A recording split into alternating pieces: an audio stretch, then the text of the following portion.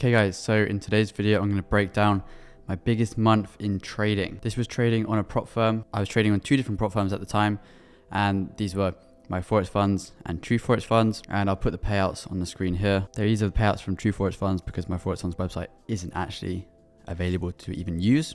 So that is great. But you guys can see here, we had 3 different trading days, which consisted of $7,000, $9,800 and $25,000 profit. You'll see that the win rate on these days differs a lot, and we're going to break down how I actually traded during this month and how I managed to make a large amount of profit. So if we actually go on the home here and we go back to June, you can see that we actually traded multiple days, and some were losers, some were winners. Very nice. Biggest day being $34,000, which is a hell of a lot of money. You know, it's probably like an average salary. So to make $34,000 in a single day was absolutely wonderful. But you'll see here that we have a losing day of 9%, another losing day of 9%, and then 2 more winning days as well. The main thing here is a lot of people will see a 9% losing day, which is like 4.5%, and be like, oh, you can't manage his risk because he lost 4.5% in a day. Then you see the winners are 19K, which obviously 19K on a 200K account is 9.5%. So the first winner covers 2 losses anyway. So if you combine the 2 losses, which is 18K, that one winner covers that completely, which then means the 34K and the 7K would just solely profit at the end of the month.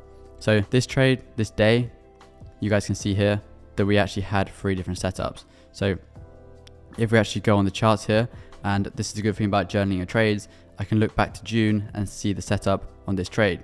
So this was before we actually entered. As you guys can see, price broke structure.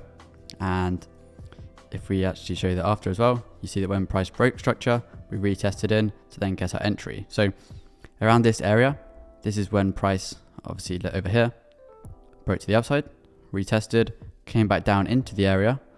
So then once we actually failed to hold the highs up here, the main area which we actually dropped from was this area. Main reason why you know it's going to continue selling is because this high here is a new lower high. So it can't break the previous high, fails here, which is obviously known as a swing failure. So then we're looking to continue to the downside. And once we broke this level, this support, you could say turned resistance level here, we had the third tap on this level, which is a very good reason to actually get into the trade. Stop loss wise, you guys know we only use 10 pip stop losses, and as you see there, absolutely perfect.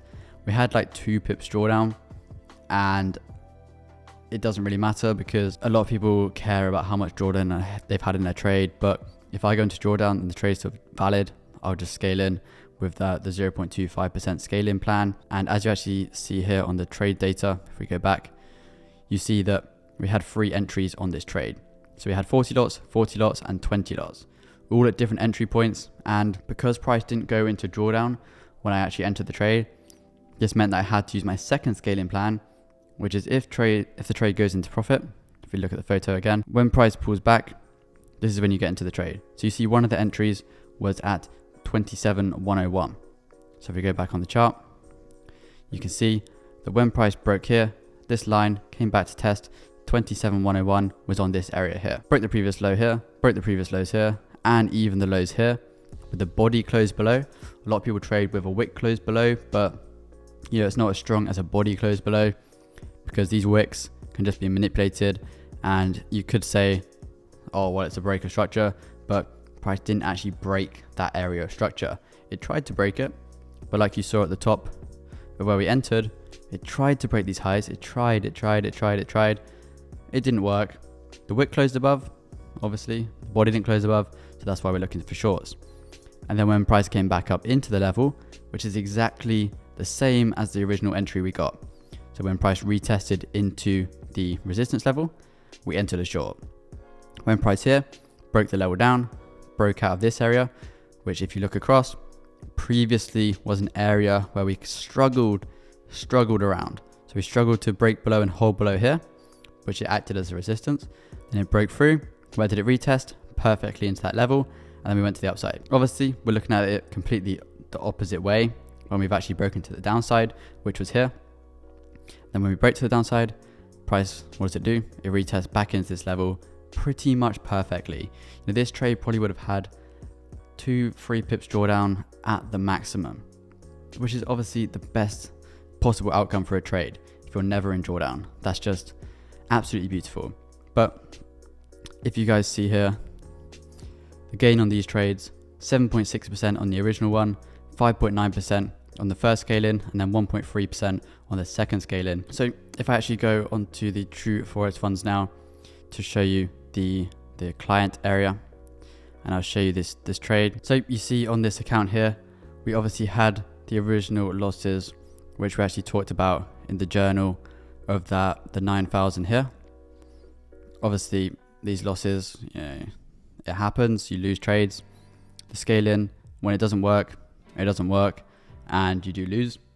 And obviously if you scale in, you're going to lose slightly more, which is what I'm comfortable with. The losses are going to be bigger because of the scaling in, but it also means the wins are going to be bigger too. As long as your losses are a lot smaller than your wins, then it's completely fine.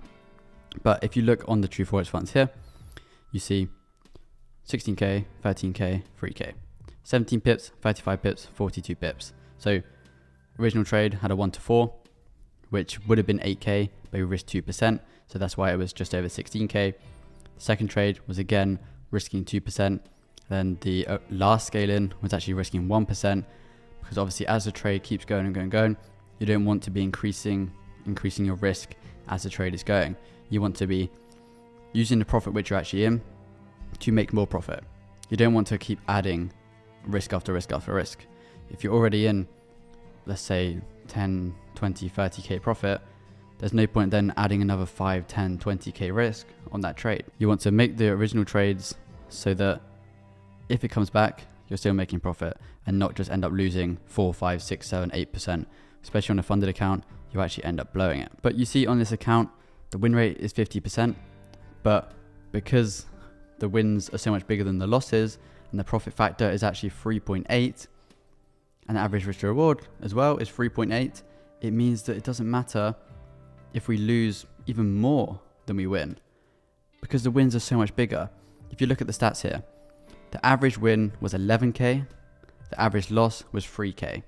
So if you think about that, we could lose 60% of our trades and still be profitable. We could have a 40%, a 35% win rate and still be profitable on this strategy. Granted, it was only 6 trades on this account, but that is only 2 setups, because obviously 3 entries per trade. If you do the maths, it adds up. And the worst trade was only 4.6k. A lot of traders I actually see, they'll be like, oh, well, I have a good win rate, but I'm not profitable. But then you look at their account and they have like some rogue trades. So their win rate's good, but their losses just aren't small enough. And their wins aren't big enough. It's as simple as that. You can have a 20% win rate, and if your average win is 5 times, 6 times your average loss, then you're going to be profitable. It's as simple as that. I see so many people just trying to focus on getting the highest win rate possible, but it then just reduces their risk to reward. I could go and trade a 1 to 0.5 tomorrow and probably have a 90% win rate. But the main thing I actually focus on is increasing my win rate whilst my risk to reward increases as well. That is the way to make a hell of a lot of profit from your trading. And then also here you see the first 2 trades of that month, or the first 3 trades even, were actually on this account as well. So we had the 18k and the 9k. We obviously had trades in May as well. We had 7k win, 8k loss, and 11k win, which was in May, which meant we made around 10k from this account in May as well. But we actually got a nice 20k payout. We then had a 9k loss and then a 19k win. So once again, win rate only 33%. A lot of people will be seeing that and be like, oh, well, the win rate's quite low. How can you even be profitable? But we're up 10% on the account. So let's not worry here. Average risk to reward. Again, this is why I always preach. The win rate's low, but the average risk to reward is high, especially on this account here. Average win being just under 6k. Average loss, 1.6k. Under 1%. The average loss is under 1%, but the average win is slightly under 3%. So once again, it doesn't matter about your win rate if your wins are that big. Now, if we look down the trades here, you see we try to limit the losses to as small as possible. So 3 pip loss, 5 pip loss, 6 pip loss, 7 pip loss, and you see there's no losses bigger than 10 pips. Obviously you have an 11 pip one here, but especially with these big lot sizes, you can get slippage. So probably had a 10 pip stop loss, but we actually got stopped out at 11 pips instead. But you'll see there's not going to be any wins which are below 30 pips. Obviously you have this one here which goes to break even, but we don't count that. But you see the wins, 40 pips, 35 pips, 50 pips, 50 pips. And if we scroll down, it just proves the point even further.